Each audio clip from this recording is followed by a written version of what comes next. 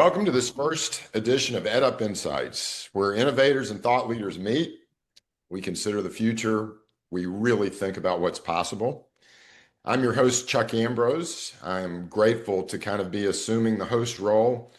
And our goal really is to have future-facing conversations, engage with you as listeners, but more importantly, hear from thought leaders and innovators who are really thinking about what's possible, especially what's possible if we keep our focus on the things that matter most for college. And Insights is available on all major streaming outlets. It's powered by Hush Blackwell Consulting. There will be a YouTube channel to stream into. Be sure to subscribe, share, and let us know what you think. We'd love to hear from you because literally the future of higher education starts right now. And it starts with my first guest on Ed Insights, Sara Goldrick-Rab. Sara, welcome. Hi, thanks for having me. Not only thanks for joining, but I have to confess right up front, Sara, if I'm going to think about what's next, and we have to acknowledge that we are friends and thought partners, that someone who I would check in with and have a perspective about what's best for students is you. And so I'm really humbled for you to join. And I've got to ask because, again, we probably haven't had this opportunity to have this conversation. Listeners may just want to know your journey, right? And what college means to you and kind of what lit that spark. But again, I want to just welcome you, and then we'll talk a little bit about all those things that you've done along the way. Yeah, thank you so much. No, I really appreciate I like how you're framing this about the future. I think it is so important that we continue to remember that life is long and that our sector has been around for a very long time as well. I think a lot of people say life is short, you got to go fast. And I used to think that. And I think it's wrong. I think we have to remember, I mean, we've been through a lot of tough moments. Higher education's been through a lot of changes. And we're going to keep going through changes. And it's important that we kind of remind ourselves about why we're doing what we're doing. So, I did not plan to become a professor. I did not necessarily plan to become a researcher. I am just somebody who, growing up thought that it was important to, I wanted for other people what I had received for myself. In terms of opportunities. I understood something about inequality. I think from a pretty young age, I grew up in a very, very wealthy county in Virginia, Fairfax County. And I was very fortunate to be put into gifted programming. And in fact, not just one of those pull-out programs, but my whole school was a gifted school. And I was bused and I was showered with resources and I was educated only around people with really high test scores and so on. And so I really got to see what segregation looked like kind of right up front. And I could see that we were being pushed towards college and other people weren't. I could see that the kids who grew up the way that my grandfather grew up in the Bronx. My grandfather, grew up with very, very little money in his family. Most of his siblings didn't go to college. They went in the military. But his journey in the military led to him being able to go to college thanks to the GI Bill. And so I could see that the way that was just a stroke of almost luck for him was not happening for other kids in Fairfax County, who weren't getting the largesse that I was getting.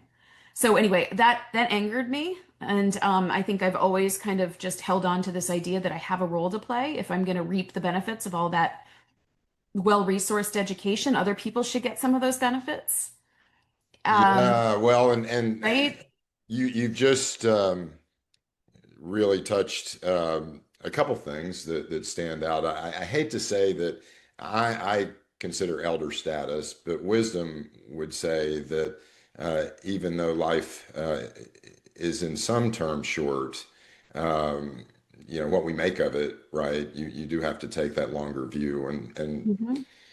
you know, I think that's so important and critical what you said about higher ed. But you've shared in other forums something that your granddad shared with you that may, in some ways, kind of lead you to sociology, which I don't know if you knew, but we share as an undergraduate, at Mhm. least, experience.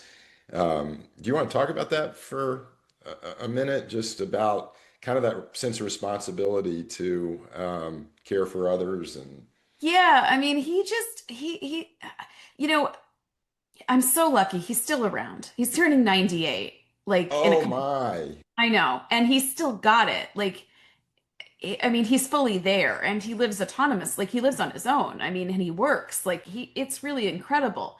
So, if you really want to understand like where we've been, I've got my own, living historian, right right? journey, But right? everybody in my family has lived some sort of life of service, is I guess what I would say. We're always trying to make things better. And I think it's because both him and my grandmother spoke all the time, right? About just the importance of that you don't, you just can't take anything for granted. And if you get, you've got to give, right? And I've seen that in so many ways. And he spoke about that power of what college did for him. He spoke about it all the time. It's probably way more than most people have college conversations in their life. I probably had them by the time I was 10, in him telling me that, you know, getting that education has allowed him to have a career that he loved. It allowed him to convince my grandmother to marry him. Because my grandmother was actually pretty darn educated, and her parents were pretty darn educated. She wouldn't have looked at a boy who didn't have some of that, right? So I've just always understood it as not something that we should gatekeep. And frankly, it's one of the things that has concerned me about higher ed is, I mean, let's just take the word, right? I wish that we didn't actually think higher ed meant better than other people ed, right? In that way. I've never understood it that way. It's the next step on the ladder. It's the next set of things that you're learning. And so he talks to me about college as just another place to deepen your understanding of things or to explore. It's just more time to read. It's more time to think. It's more time to be with other people. It's not that you get to rub elbows with people who are better than others. Right. It's never been about that. It's not about the clubbiness. I want to be clear. I wasn't taught about how he was in a frat. Do you know what I mean? Or I wasn't taught about how we're going to go back and then you're going to go to the same school I went to because that legacy is the thing. It wasn't about those privileges. It was about the worlds that he got exposed to and the things that he was able to think about. And I'll just say this, when she was quite, advanced in age, my grandmother, because she lived in New York City, just decided just continue going to school.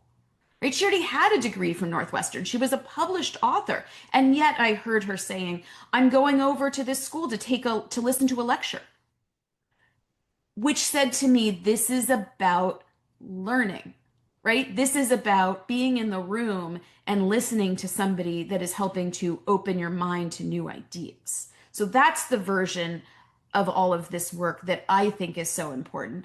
And she always talked about the teacher. And I want to land on that because she said teacher, by the way. I don't love the word professor. I really have started to just call myself a teacher because it's the act of the teaching and the learning to me that is the core of our why. And it requires those humans. Yeah, and that why, right? I mean, I hesitated to use the future of college versus our shared responsibility kind of for future of learning, right? But Wherever it and is. however students learn. Right, we framed it around college, and I'm not one of those people that just says, "Oh, we can just get rid of that," or I would never write a book called "The End of College." That's not the point, right? These are labels that we use, and yes, they are organizing tools. I mean, right? We know that as sociologists, right? Like we create organizations to embody and represent ideas, but the basic idea is simply that learning doesn't end with high school, and that we need places to continue that learning. Even well beyond, as you're saying, right? Our own experiences right now as learners, right? I mean, that's kind of what this podcast is about. Yeah, But you yeah, had and this some is typical. contrasts, Sarah, between your granddad's journey, right, and your own, right? Because Yeah, there's a lot of differences. I mean, this is one of the things that we know also as sociologists, right? Which is that the benefits that come with the college education are intergenerational. So, so he took that opportunity from the GI Bill. He went to school and he raised a family. And with my grandmother, I want to be very clear, my grandmother was definitely a feminist. There's two people in that. But all of the children went to school. In fact, two of the children went to an Ivy League institutions, right? But my mother went on and got a doctorate in education.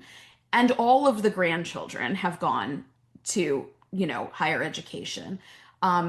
And of course, I'm the first one to become a professor. Um, but I will say, even though I had the family advantages around, I knew I was going to school and I prepared like I was going to school, I did not have as much financial security as one might need to make it a painless experience. And in particular, I share the experience with the middle class, which is to say, it didn't qualify for need-based aid, but we didn't have enough because I'm in full disclosure, right? I started college in 1995. College prices were rising. It wasn't as if we could just afford it out of pocket. So I worked my way through college and I learned a lot about Papa and I talk a lot about the fact that I didn't get to spend a ton of time on big ideas. I did spend time on sociology, I want to be clear, but I didn't get to spend a lot of time just enjoying life because I was either studying in the classroom or I was working as a waitress to pay for studying in the classroom. right. And did you have to assume loans? I didn't, and I'm lucky. And the reason that this is going to blow your mind, I probably would have ended up with loans if I had stayed at my first college, William and Mary. But William and Mary as a place didn't make me happy. I felt very isolated. It's very far from an urban area. So I transferred to George Washington University, not because it was really an academic fit for me, frankly, but because my mother was an adjunct there. And this is what's going to blow your mind. I got free tuition. Wow. So, so my working was to finance my living, but my tuition was free. If I hadn't had free tuition, I absolutely would have ended up with loans. Yeah. And of course, adjuncts, and I adjunct now at a community college, having been a tenured professor, there's no world in which adjuncts children would get free tuition. So I graduated from this institution that I think people think of as very expensive and fancy. That wasn't why I was there, but I made good use of it.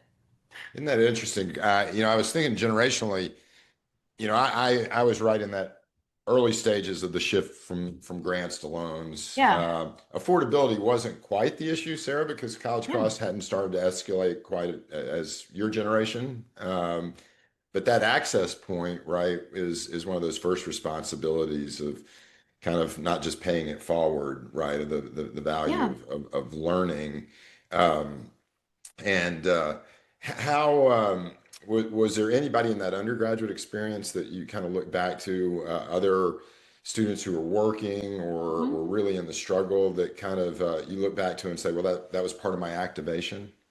Well, I think two things. I mean, first was, when you just said, college costs weren't what they were at that time. I want to note the other thing that wasn't like what it was then was rent, right? So we don't say enough about how rent is a major college cost. So Right. one of the big things that happened to me very early on was that my housing situation was uncommonly precarious because originally GW told me I would live for free on campus.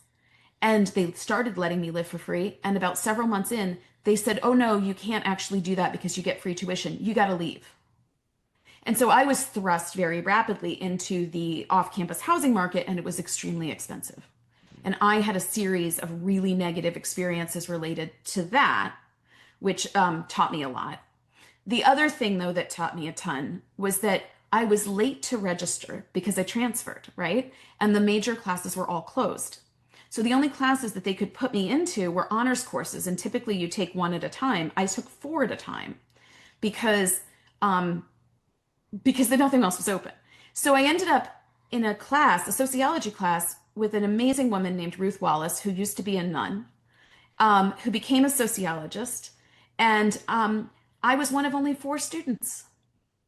So I actually had one of those experiences where you sit in a classroom Wow. with an Yep. esteemed teacher and you read the great books and you have all the attention. Do you know what I mean? Like the real, so I really thrived even as a first year, second semester student. And it's Ruth who really turned me into a sociologist. And it became very clear that you could use sociology to advance change in the world. And I really understood the human connection part that I was getting, and I wanted everybody to have that. What Ruth gave me was tremendous. And it's not a coincidence. The only donation I've ever made to a college that wasn't a community college was a donation that I made to GW when Ruth passed to start an emergency fund for sociology students in her name, especially sociology students raising children, Yeah. right? Because Wow. she would have loved that. But, Right. you see, like, again, we go back to there's these humans and what they need to do, and what's fundamental is the learning, not all the other stuff that was going on. Remember, I was at GW during Stephen Joel Trachtenberg's era. Yeah. It was about everything but that, right? It was about growth and it was about expansion, and he was buying up half of Washington. But the fundamental underneath it, and the reason that I did learn so much there was that just by that terrible thing that we talk about all the time, not getting courses, I actually ended Right. up in great courses. Just a very practical means, right, of moving a Right. barrier, right? Yeah, and Wow. I'm just lucky that I was, and I will say this, talk about privilege. If I hadn't gone to such a rigorous high school, those four honors courses would have been the end of me, Yeah. right? I was just so well prepared that even though they were hard, they were really hard, I could handle that load because I had been more than adequately prepared. Yeah. Well, and I just as you have drawn our attention to basic needs, Mhm.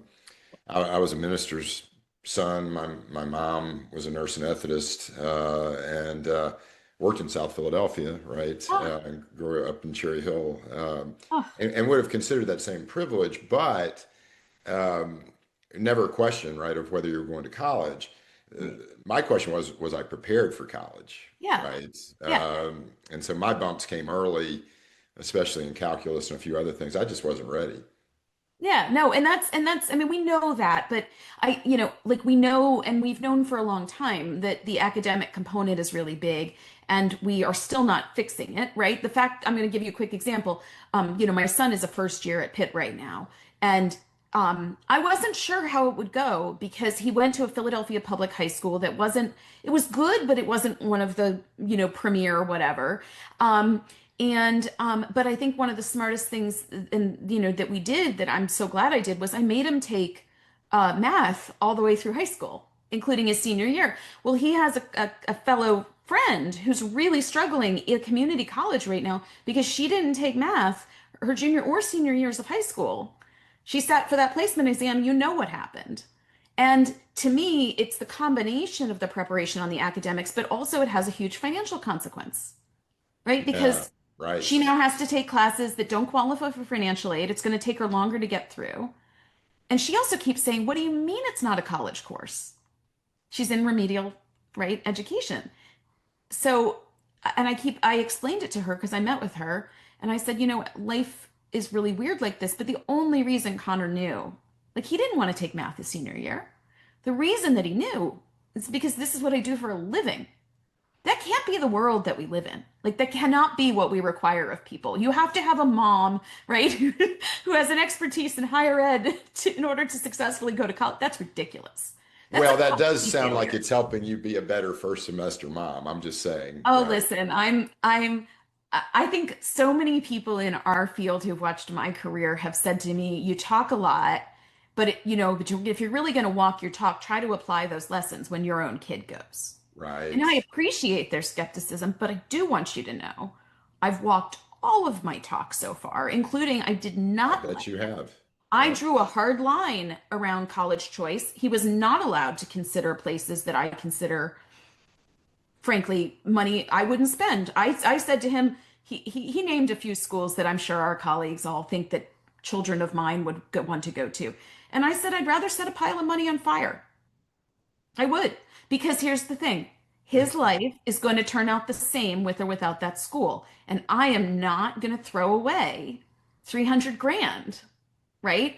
Paying for his life to not be changed and for him to go into a learning environment where, let's be really frank about it, there's a lot less variation in who he'll be with. I don't want him to go be in a homogenous environment. I No, want him to learn right, with people, right? Pitt's right. not perfect. Pitt's not his Philly public school, but I'll tell you what, it's it's a good state institution and it still costs way too much, but you know, Well, he's not you're right sitting where there every parent jaded. is, right? I mean, Yeah. you've got a refined sense of value, right? And you asserted that as a parent, Yeah, and and I told him this means when your roommate doesn't have enough to eat, I have a way to help. I've got cash. yeah, You know what I mean? Like I said this to him, your life is going to be better, not just because of things we do for you, but because of the things that we do for your friends and people you don't even know in your community, because we all live together, right? right, He yeah. does not his safety, even basic public safety, does not just depend on his educational attainment, it depends on the educational attainment of the young people he lives around. Right. And so, again, not a faculty member, not a center director, but a parent, right? Thinking about value in such a powerful Yeah. way. I got to ask you a question, Sarah, because this is somewhat confessional as a longtime president, right? Who always considered student-centeredness, success, primary responsibility.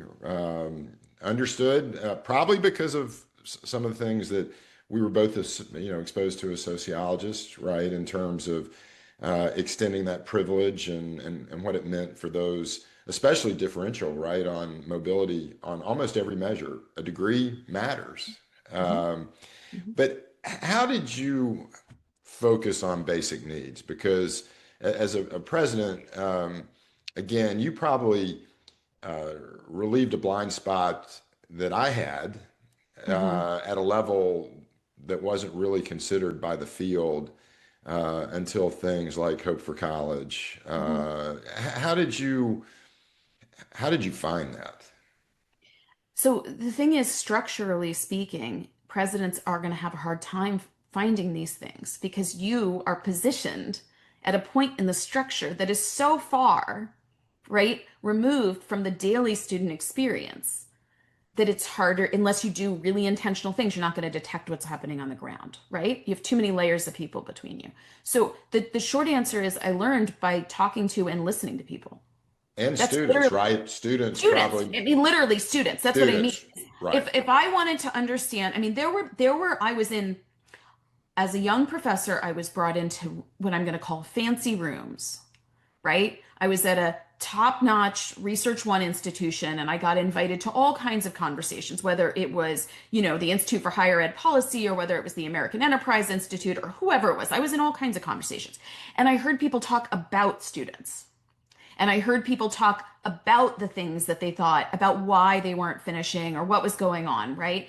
And the stories they were telling, I don't know. I had concerns. I had doubts. I really wanted to know. I think it was the scientist in me. Like, are these stories accurate? Like, if the story is that financial aid makes college affordable, then why is it that so many people say it's still not? And I was lucky that because of a research study that I got some funding for, that I had the opportunity to just go ask very basic questions. And the most basic question that we asked of students is, how are you? And that's where you find things out, right? Because you don't tell, I didn't say, how affordable does college feel to you? I didn't say, how's your Pell Grant treating you, right? Or, right, how are you? And when you ask them how they are and you listen to what's really going on in their lives, we started to learn about not having enough to eat. We started to learn about not having a reliable place to sleep. And then I knew that if I walked back into any fancy room, I would be told that I was just telling an anecdote unless I subjected it to scientific protocols, which I was taught how to do, right? Then we did the science part. And then I was facing the really god awful truth, which is that the field was missing something. And now I had to begin to not only publish my scientific papers, which is honestly the part I cared the least about, but I had to go tell people and I had to get them to believe me. And, you know, that was hard. I used the media. One of the ways that I got to presidents like yourself, one of the ways I got to build what was the Hope Center for College Community and Justice, right, was by going to the media and telling them what I had learned.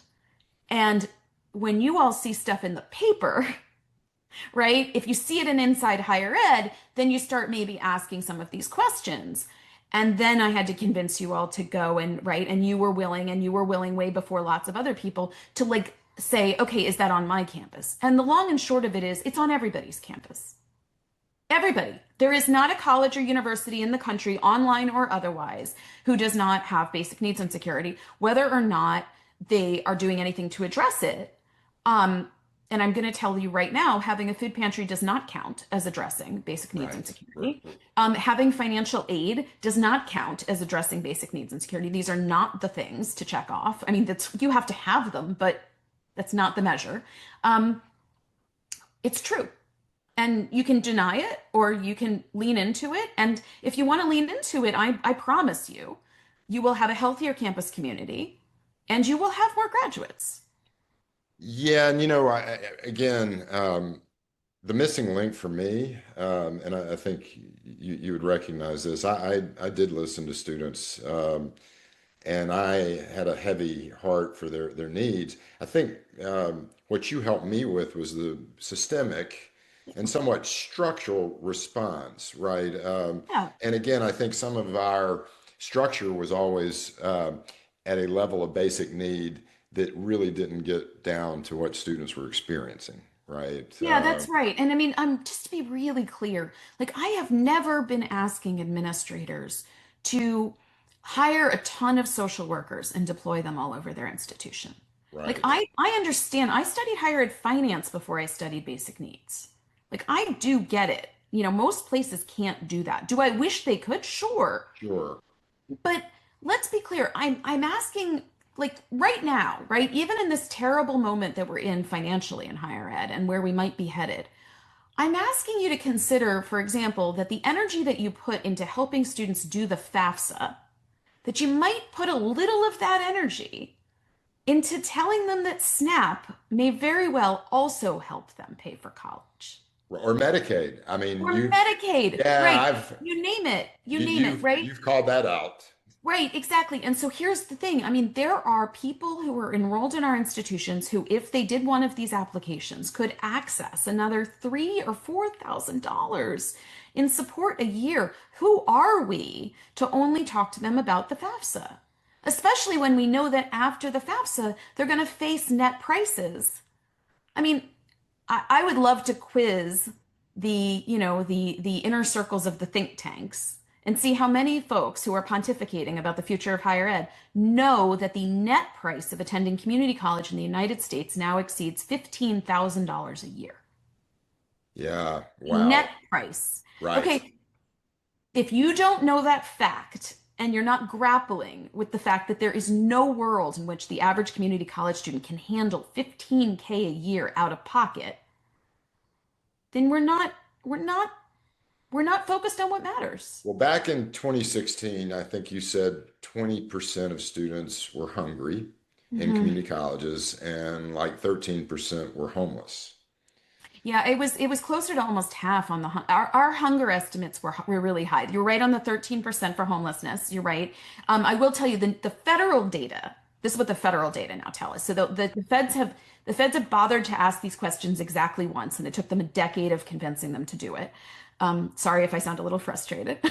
um, the federal numbers say 24% for food insecurity and 8% for homelessness. Okay.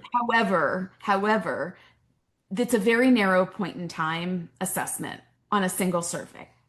And I worry. I always worry that we're undercounting because, to be honest, students that are struggling to make ends meet are not the first ones to go do surveys. So, while those numbers certainly show a lower number than I showed, two things. One, I think they're underestimates. And two, it doesn't really matter. If it's a quarter or half of your students, you still have to have these services. And so to me, the opening of the conversation was, hey, there's a thing you need to be doing, and you got to start doing it. Yeah, which, and just thinking about our conversation, Sarah, you start thinking there's things that we have to do, right? Mhm. There's certain headwinds of policy and funding and Mhm. political social divide that are upending, right? Mhm. Those supports. I mean, I think Yep. about programs like Trio and McNair, and you just Yep. run the Yep. gamut, which, those are frontline leaders who do listen to students and Yep. engage with them, in their livelihood. What this inflection point, you just said it's going to really require us to reallocate what we have. I completely agree, and we got to get real about it now.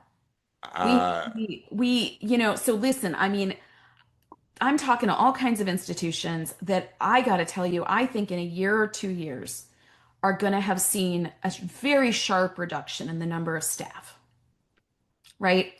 Particularly, I hate to say it, but in support staff.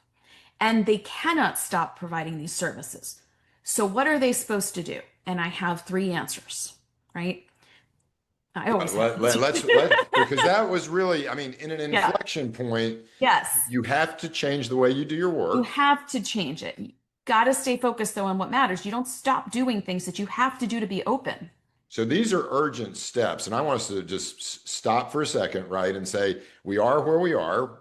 It's going to present different challenges for our students and those that support them. So, Sarah, I am thinking, what do I do? Yep. All Yep. right, you said three Yep. things. Three things, right? And I'm going to explain first why you have to do them, right? So Okay. first, we're going to continue to welcome human beings to your campus, right? You're going to continue to, I mean, already, like these are just this is not the three things. This is just because you're going to continue to welcome human beings to your campus, because you're going to continue to say that they need to be able to learn, which means to be able to have to focus on school. And because you're going to continue to accept, as long as it's available, Title IV financial aid, which is to say, because you're going to put taxpayer dollars in there as a starting point, right? And some of them are going to take loans, which means the stakes are real, right? They're real for the taxpayers, they're real for the individuals. Then you have to figure out a way to make sure that students who need help to address their basic needs have at least some sort of help available to them. And you're not going to be able to rely on as many human beings, staff people to do that. So, number one, you have to go equip your faculty with the knowledge that they need to be able to fill in where the staff. Now, let me be clear. I am not turning faculty into social workers. I am not suggesting that faculty take the place of student affairs professionals.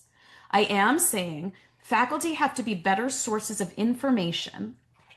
They need to have a level of awareness, both about where to direct students so they can find help, because our biggest issue right now is 50% of students who need help never find it. Right. Navigational. So you Right. need to, your frontline or your faculty, they're the ones in the classrooms. Even the part-time students interact with professors, right? So it's a novel thought, though, Sarah, that a learning community would put learning up front, right, of equipping Imagine, people, right? So right? we've got to do a better job, no Yeah, so question. we have to make sure, I mean, faculty cannot only know their subject area, they have to know some things. It's just like saying, hey, faculty, you need to know how to work on accommodations for students with disabilities. It just means, folks, when a student has this issue, this is where you're going to send them. And related to that, by the way, hey, faculty, there are a couple things you can do in your classroom so as to not accidentally alienate students and drive them out of our institution. Like the student who's late to class. Way too many professors think, oh, well, I think that's rude. I'm offended. I'm going to punish them. No, look, the person who's late to class tried to come to class. It would actually behoove you to give them a little bit of grace, recognize that you do not know why they're late to class. Life can get Life in, happens, right? right. So that's number one is empower and educate your faculty. And I got to say, I put a lot of time and effort into something called the Real College Curriculum, which is now out there for my nonprofit Believe in Students, because we got to empower a lot of people and we got to do it fast. So Right. it's online. Okay. Two, we need to engage our students more in this work. So peer navigation. Peer navigation.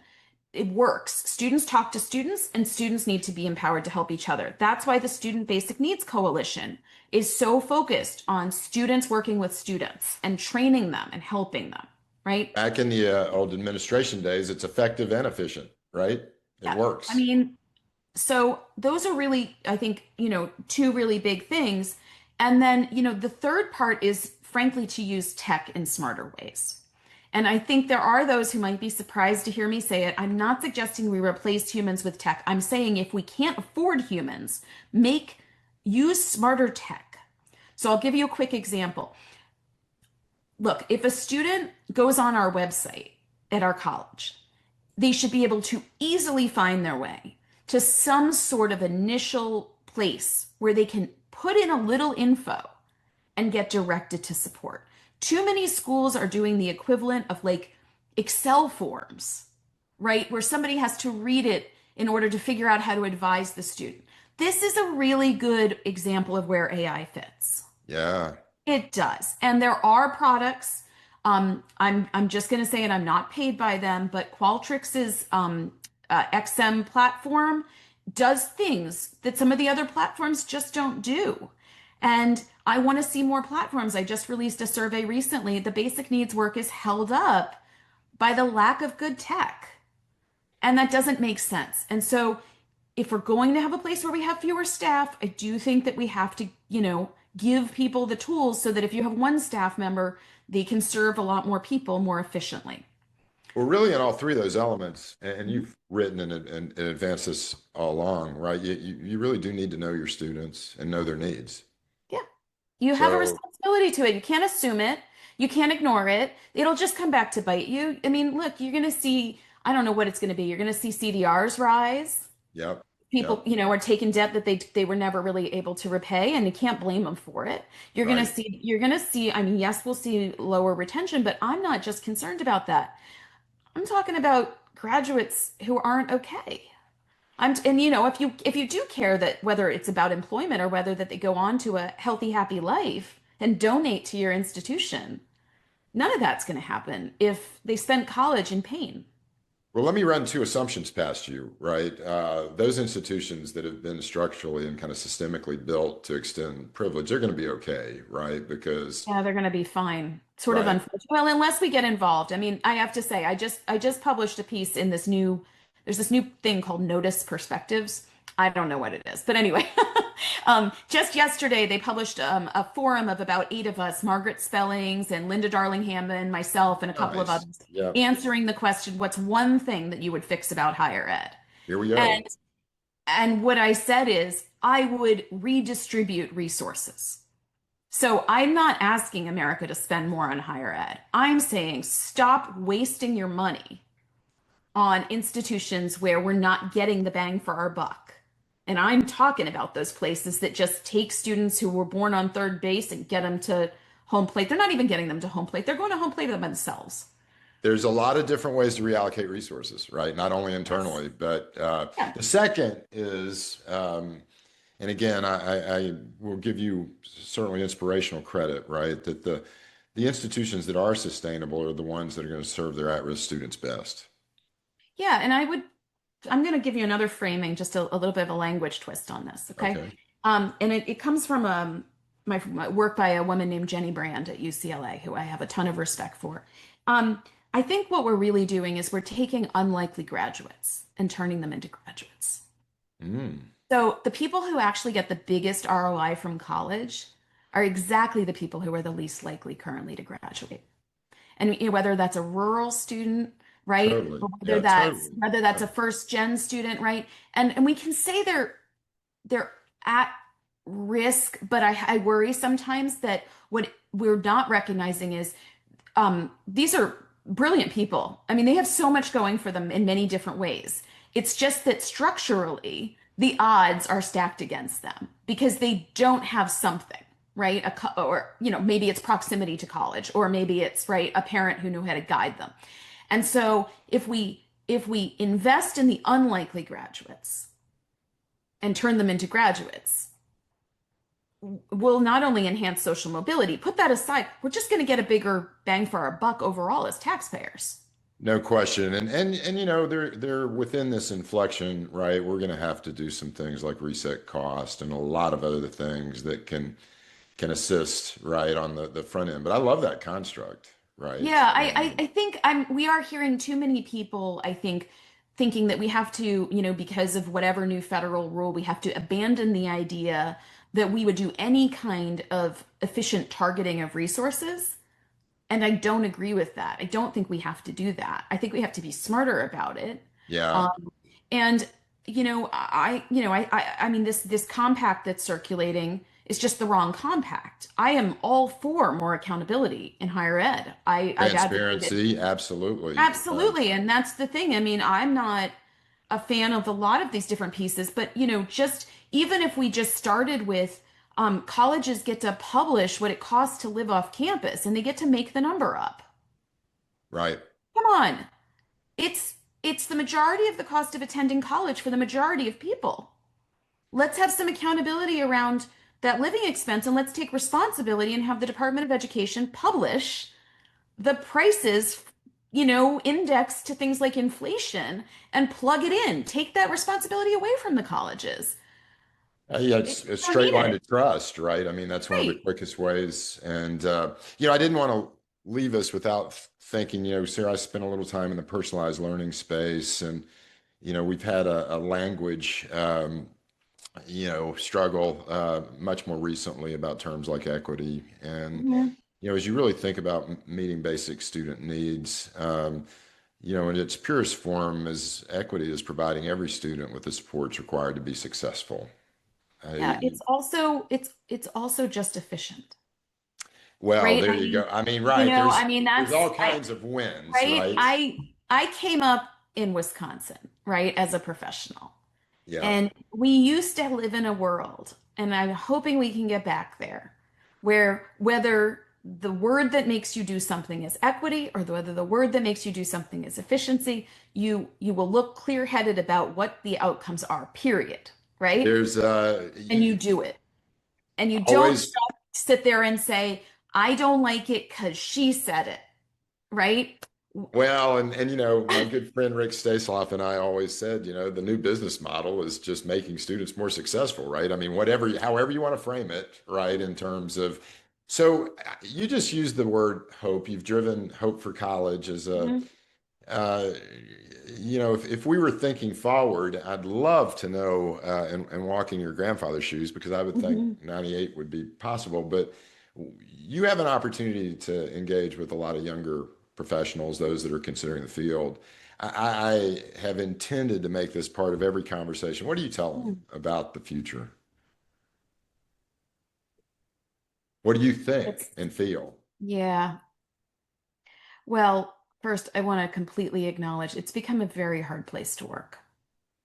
And I left the academy. I'm not really in it. I gave up tenure and I walked away because the place that it's become is I think so hard. That said, I certainly hope that other people don't all do what I did. Yeah.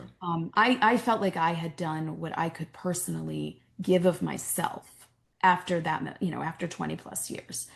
Um, I hope that people understand that there's so much worth and so much value in that work, right?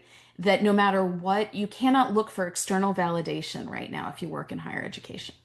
You cannot, do not listen to what the media or the It's president all says. noise, right? It's all noise. It's very clear that there's value in higher ed. I think we're actually giving too much air to that conversation because the value's not in question. It's a matter of scientific fact. The value's there. What's not there is agreement about who gets to have that value. And there's a lot of fear about how the world changes if those unlikely graduates become graduates. And that is where I would want the younger people to focus, which is if you want to make a difference, then get in there and try to do things differently, right? If you're going to go into student affairs with a focus on literally trying to help the people become part of the institution who are the least likely to automatically feel part of the institution. Social cohesion activities are not it, right? Um, Stop thinking about residence halls and start thinking about how do you really create rich experiences for students as they live off campus? Because that's the wave of the future. It's this model, this leaving everything behind to go to college model and going young. I think we are going to leave that behind. I'm not actually that upset about that. You You know, know, and the, you can learn a lot. your Yeah. three tenets are so powerful for not only meeting basic needs, but certainly if we align right students and faculty, campuses to kind of solve our own community's wicked problems, things like housing and food scarcity would be at the top of the list for. Oh, uh, there's no question. There's no question. I'm so proud of the fact that we're seeing unions, we're seeing faculty unions arguing for students' basic needs and making it part of their contract negotiations. Like Yeah, Community College of Philadelphia, the AFT-led union is literally fighting right now for free transportation for students. And let me be clear, it's a learning issue, right? It's because students are late to class and students miss class because they can't get there, right? And they can't afford even the bus pass. So, and the same thing's true with childcare. And that just reminds us that this whole thing is about faculty and students together in an enterprise that I like to think of as the administrators as facilitating. right. You're the back end, the front end of the whole thing should be students and their educators. Clear the path, right? And Yes, clear the path and empower the students, by the way, to also be educators. Like, if you don't know what needs to happen on your campus, go ask the people doing the teaching and learning, and which are the then students and the teachers. as you point out, then go repair the world, right? Together. Tikkun olam. That's tikkun olam in Hebrew. Yeah, yeah. No, absolutely. I mean, we got a lot of repairing to do. And I do hear that sometimes my grandfather is not as hopeful, and I feel for him, right? Because Yeah. it's hard when we've created, those of us with children and grandchildren and great grandchildren, what are we leaving people? And that to me is what a question we should all be asking ourselves. You can't just exit. A You're lot of leaving people similarities, I think, behind. between your granddad and my dad. He would ask the question sometimes, and he's been gone quite a while, Sarah, if his Yeah, preaching did any good, yeah, right? yeah. So they all it's a responsibility, and we've shared that, right? And like you said, you're not in Yeah. the academy, but you are available, willing, and not just encouraging, but I really believe hopeful to do that. How do people engage with you? Yeah, so look, I got outside the academy so I could do more with the academy. Let me put it that way, There you right? go. Right. I think that unfortunately I learned that sometimes institutions only want you to be about that institution. And I don't know how to I don't pledge allegiance to institutions, right? My allegiance is to students and to making better lives for students anywhere. So the way that I work now is I partner with all kinds of folks. I partner with the private sector, I partner with colleges and universities, I partner with nonprofits, I partner with students. And what I try to do is try to help people address the stickiest problems. You call them wicked problems, right? I'm the girl you call when you want to try to do something that you haven't been able to do before. And I will do it in non-traditional ways, right? Of course, I think that's pretty clear. If you just start typing my name into Google, my name will come right up, and you can hit my website. And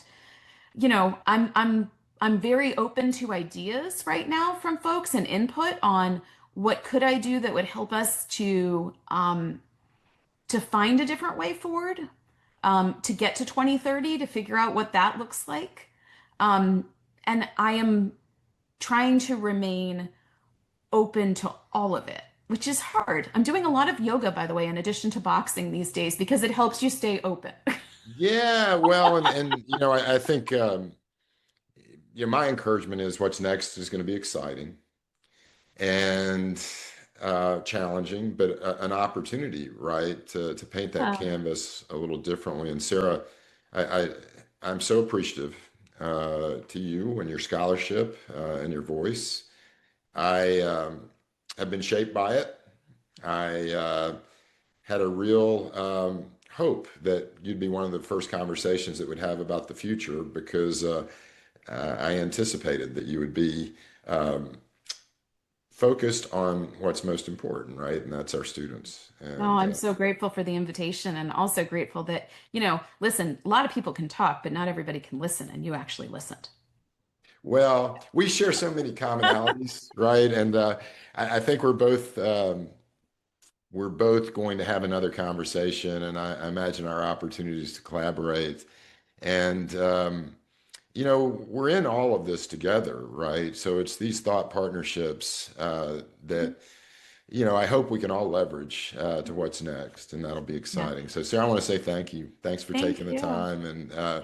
we will stay in touch. Sounds good. All right, take care.